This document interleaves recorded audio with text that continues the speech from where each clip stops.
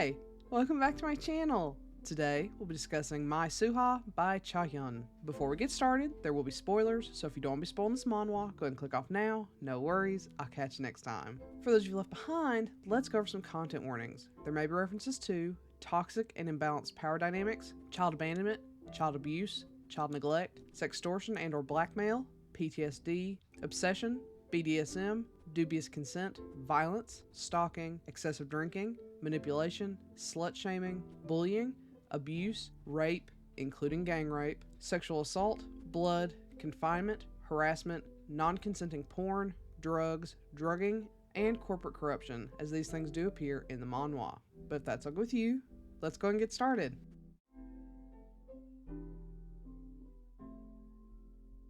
As his name, Suha, suggests, Lee Suha is a phenomenal secretary for the talented and dependable director Park Ji-woon. Unfortunately, no matter how good director Park is at his job, his role within the family that runs the company prevents him from obtaining the accolades and positions he deserves. Suha knows just how hard it would be for his boss to fight his way up, having been raised alongside the director as a family friend. Though it seems impossible, Suha is happy to work alongside the director and makes every effort he can to ensure his boss can succeed.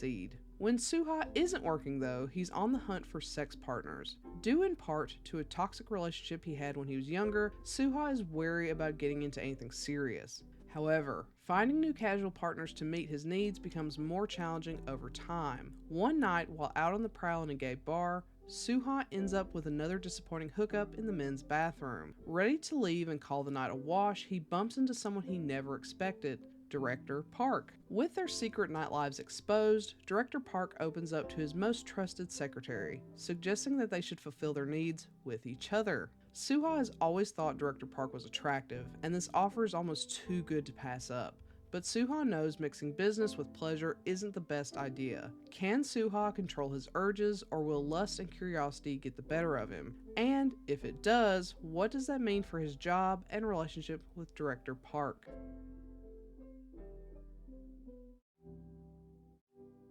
The artwork in this is pretty rough up until about the halfway point.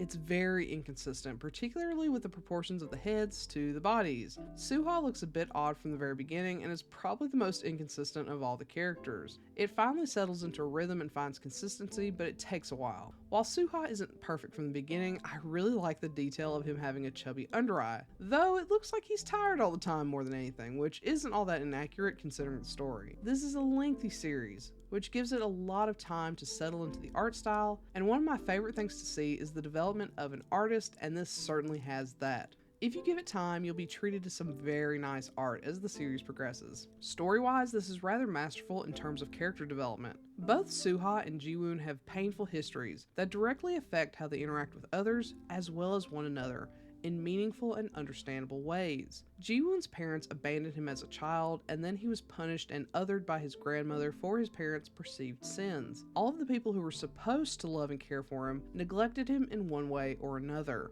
When a stranger, Suha, showed him some level of affection, how could he not become completely obsessed and possessive of him? It doesn't make what he does right, but knowing his background, fraught with abandonment, I can totally understand why he would latch onto even an ounce of love and become entirely engrossed in it. Similarly, Suha's history with relationships was entirely based on his physical worth. Do-hyuk often shared him around, intrinsically tying love to sex. Do-hyuk always pressured Suha, knowing Suha's love for him would cause Suha to say yes, whether he wanted to do something or not. So, when Suha is unknowingly confined by Ji-woon, it makes sense why he just went along with it, seeing no issues and trusting him entirely. Love for him has always been controlling and toxic.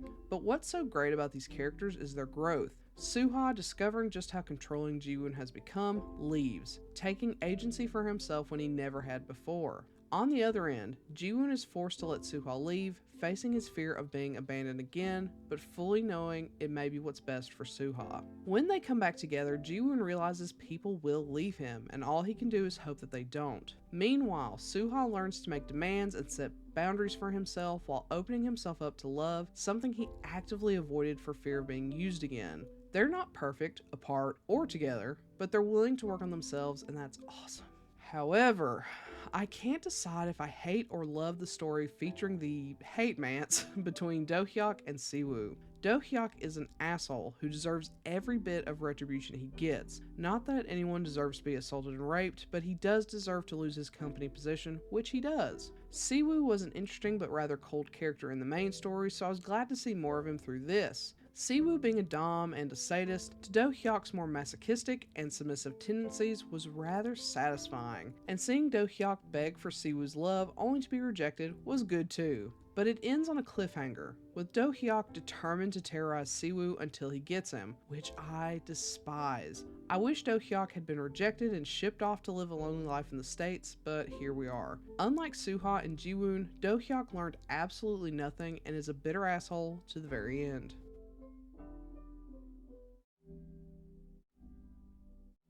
With all that being said, I love this title. It's not perfect art-wise or story-wise, but it has so many strong elements that it's hard not to enjoy it. Not to mention, it's packed full of smut, which scratches that degenerate itch I have. The characters have very painful pasts, not simply for the sake of pain or darkness, but for meaningful character development and actions we see throughout the story. I don't think the side story with Do-hyuk is nearly as successful, which is unfortunate since I like the main story so much. I definitely think the main story is worth a read, but the side story might be a miss if you're looking for true retribution, character growth, or even another happily ever after, as none of that is here. So, have you read my Suha?